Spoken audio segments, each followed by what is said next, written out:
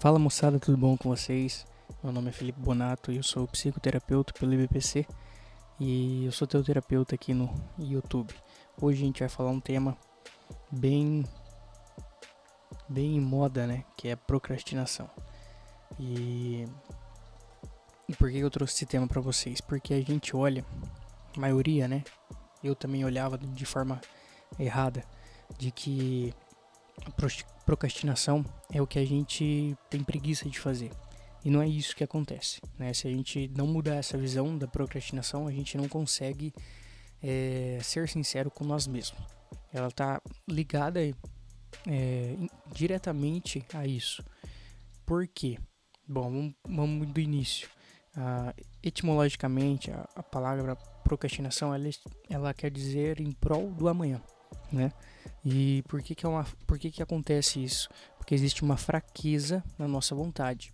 A nossa vontade é o que nos manda fazer não somente a vontade em si, mas a faculdade da vontade. E a pessoa que só realiza tarefas que trazem resultados imediatos, ou quase sempre imediatos, quando é necessário empreender então alguma ação cujo resultado precisa ser mais trabalhoso e às vezes demorado, é aí que o procrastinador encontra uma dificuldade, né? Não é capaz de buscar os bens árduos. E justamente esses bens que a gente vai deixando para amanhã. Indo mais profundo, né? Só procrastinamos as coisas, né, que não nos trarão um resultado imediato, ou que não são importantes, por exemplo. A gente não vai adiar se a gente precisa ir no médico ou levar alguém no médico que está passando mal. E isso tá na fase que a gente tá precisando virar adulto. É muito difícil você ver um adulto realizado que tem seu trabalho, ele ser procrastinador, porque ele já é limitado, né? É como se a gente tivesse um arco na nossa vida e a gente não ser limitado pelos nossos arcos. Por exemplo, você tem um trabalho, você tem que chegar em tal horário, você tem que fazer tais coisas, bater tais metas, então isso vai te limitando, né? E essa limitação, ela te salva da procrastinação. Essa entrada então na fase adulta que teria que ser, que acontecer, muitas vezes a pessoa nem trabalha e ela tá saindo da faculdade e não tem uma interação na vida, não tem um lugar na vida e não tem o lugar dela no meio social. E o que acontece? Era pra gente se esperar dessas pessoas quando a gente está entrando na fase adulta realmente, depois dos 20 anos, né, eu quero para ser, mas que não é o que acontece, era pra gente estar passando da sexta para a sétima camada, que é justamente isso, a gente se olhar como uma pessoa na esfera social, a gente é alguém já na esfera social, e esse contorno social que não é definido, não se sabe exatamente quem você é. Então, um exemplo, apesar de você ter um diploma, ainda não possui esse posto social.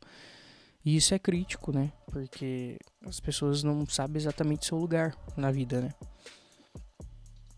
Então, se eu tenho coisas para fazer, a minha vida, eu tenho um contorno do que eu tenho que fazer. E esse contorno me limita. E essa limitação não é uma limitação ruim, né? Não que você esteja limitado só para fazer aquilo, né? Não, é uma limitação de que você tem que seguir, você tem uma rotina para seguir. E a sua vida tem sentido porque você está dentro dessa série de limitações. Então a falta de limitação vai te gerar angústia. E essa angústia é travestida de procrastinação, né? Então, por isso que essa entrada na vida adulta, especialmente para as pessoas que estão buscando amadurecimento rápido, ela é meio caótica, né?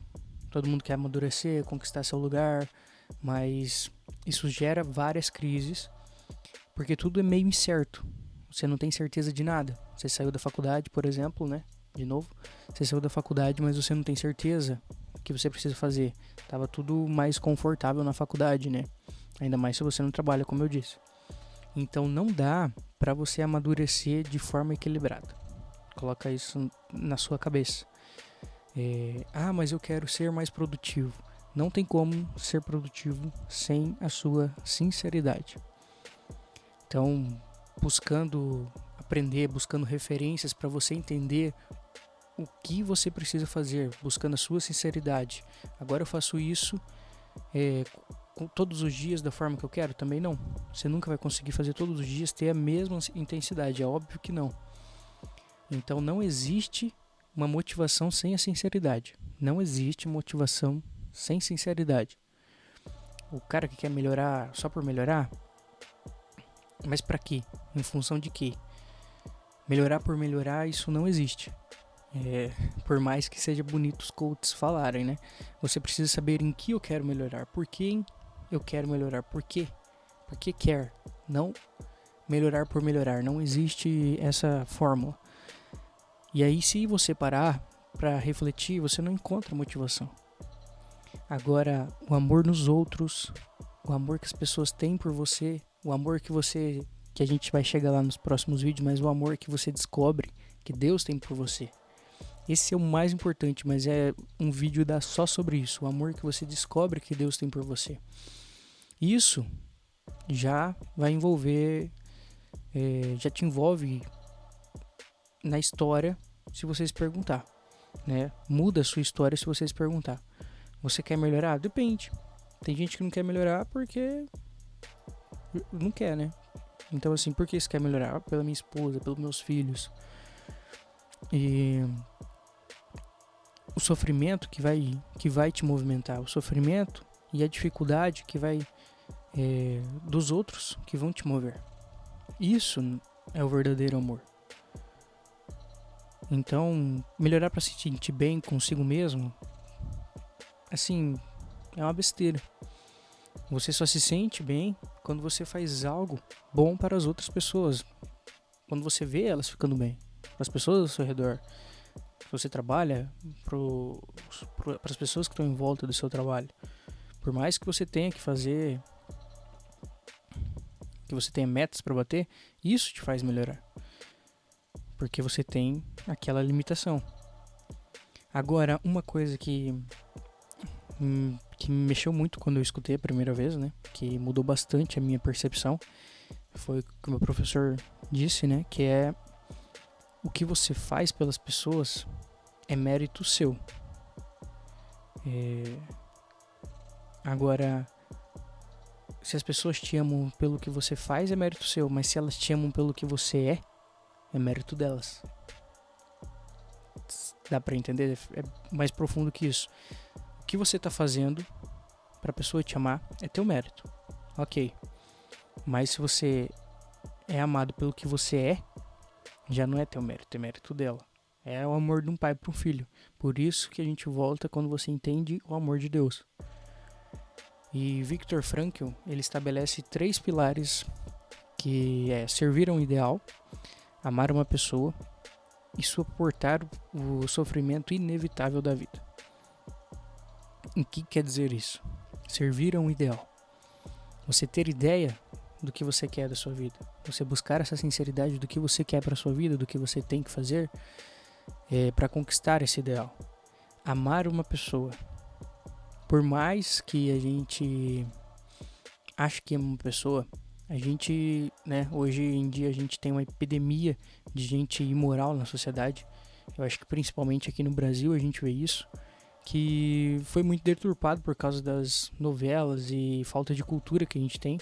A gente tem uma cultura muito robusta, mas a falta de conhecer essa cultura que vai fazendo a decadência, né?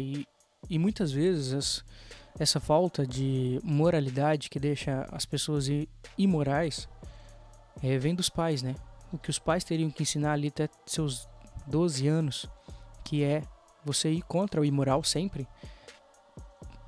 Tem histórias que avós levaram os pais para casa noturna para conhecer mulheres. Então olha isso, casado, né? Mostrando a imoralidade pro filho é totalmente o contrário do que a gente teria que fazer com nossos filhos. Mostrar que a vida feliz é ir contra a imoralidade, ir contra seus desejos. Então amar uma pessoa é você fazer tudo por ela. Você querer que ela te ama pelo que você faz, não pelo que você é. Porque você não é nada. E suportar o sofrimento ideal, suportar o sofrimento inevitável da vida, é a parte mais difícil, que a gente não consegue entender quando a gente é jovem, né? E mais, né? Jovem que eu digo, jovem porque tem gente de 30, 40 anos que ainda é jovem e não entende o sofrimento inevitável da vida. Porque não passaram das fases, das camadas que a gente teria que passar, por uma série de quesitos. Então, é bom que a gente queira ser amado pelo que a gente é capaz de fazer. Isso está na mesma linha de ninguém me deve nada, mas eu devo tudo. É contraditório com o que a gente vive hoje, mas é exatamente isso. As pessoas hoje estão sempre nesse auto-engano. A maioria não sabe o que é vontade própria ou se é uma exigência social. Isso aqui também vai ser um papo para um próximo vídeo, mas aprofundando no meio disso a gente fica confuso. E muito disso vem do medo. Especialmente o medo de desagradar as pessoas. E a partir do momento que a gente deseja algo, a gente já não aceita mais simplesmente a imposição externa. Só que a gente não consegue voltar nessa parte de desejar algo, do que a gente deseja, do que a gente quer conquistar, por que a gente quer conquistar. Quando a gente entende isso, a gente já não liga mais para a imposição externa das pessoas, ou a exigência social que a gente está sofrendo. Então a gente escolhe um caminho para seguir e não aceita quando alguém decide por você. Só que a maioria das vezes a gente está aceitando as pessoas decidir por nós. O meio social decidir por nós.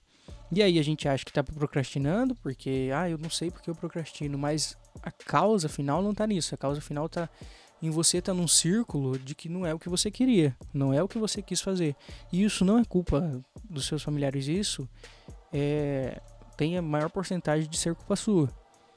Porque agora você pode ver para dentro e falar assim, olha, não, eu tô procrastinando porque não é o que eu quero fazer.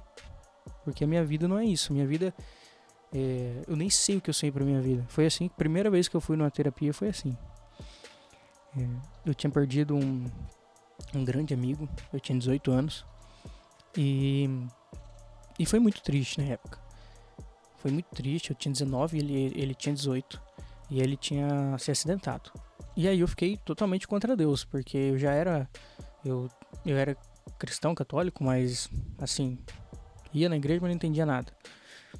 E fiquei contra Deus, contra tudo. Foi uma época muito difícil na minha vida. E por acaso minha irmã me levou num terapeuta. Eu não queria ir, mas fui. E a primeira coisa que ela falou foi isso. Falou assim, olha, a finalidade da vida é ser feliz. E aquilo entrou na minha cabeça. Entrou na minha cabeça assim e eu falei, mas o que é felicidade? Por que a finalidade... Da onde que a finalidade da vida é ser feliz? A finalidade da vida é eu sobreviver, porque eu trabalhava de domingo a domingo com meu pai, não sabia nem que era gostar de fazer alguma coisa, gostar da vida, procurar alguma coisa. Então eu estava totalmente perdido na minha vida. Por mais que a gente, tinha condições financeiras boas já na época, mas essa exigência do social foi me deixando paralisado. E foi bom que eu fui novo, que eu olhei para isso novo e que eu consegui enxergar também, porque não é muitos que escutam isso e acham que consegue abrir os olhos para isso e enxergar. Então, quando a gente decide seguir, a gente já não aceita mais ninguém decidindo por a gente. Então, isso vai gerar conflito. E aí a gente entra em outro problema, que as pessoas não conseguem lidar com os conflitos. A gente quer sair de casa, nossos pais não querem que a gente saia. Isso teria que ser a coisa mais fácil, mas se eles não querem que a gente saia, então a gente já exclui. A minha vida eu queria fazer outra coisa diferente. Mas eles dão uma opinião diferente. Você entende que sim, que tá bom. E aí você volta nessa parte da procrastinação. Então, se você não consegue exercer essa sinceridade e ser responsável pela sua vida, devido ao medo, a gente é pautado pelo medo. Então, pelo desejo de segurança. Esse desejo de segurança vai te tornar uma pessoa infeliz,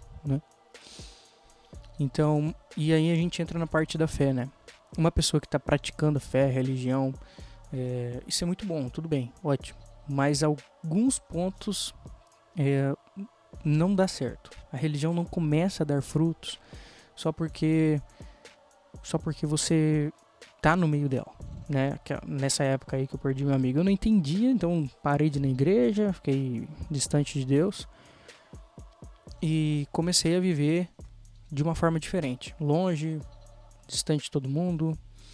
E aí essa minha terapeuta, foi só uma consulta com ela de 3 horas que resolveu toda a minha vida. Então, quando eu falei isso pra ela, que eu tinha raiva de Deus, porque Deus não podia ter feito isso, se Deus fosse bom, então ele tinha que ter salvado. Meu amigo era uma pessoa muito boa, extremamente boa, e foi um acidente, ele tava devagar de moto e outra pessoa acertou ele de caminhonete. E ela falou assim pra mim, Deus perdoa a tua ignorância. Cara, aquilo foi um tapa na minha cara. E eu não entendi por muitos anos, mas aquilo ficou na minha cabeça e fica até hoje. E até hoje eu peço perdão pra Deus e falo, perdoe a minha ignorância. Porque a gente, é como se a gente estivesse num prédio e a gente tá ali no primeiro andar. E aí quando a gente fica melhorzinho, vai pra igreja, a gente já vai achando que tá no segundo, no terceiro, que tá no térreo lá em cima. E a gente acha que tá vendo as coisas como Deus vê. Mas a gente nunca vai chegar a enxergar como Deus vê. Isso é uma besteira. Então a religião só começa a dar frutos quando a gente se exercita uma vida moral mínima. Então, quando falta vida moral, as pessoas que estão dentro da igreja, o sujeito acha que é bonitinho, limpinho, que se não faz nada de errado vai pro céu. Assim, a vida moral no sentido de exercício da vontade.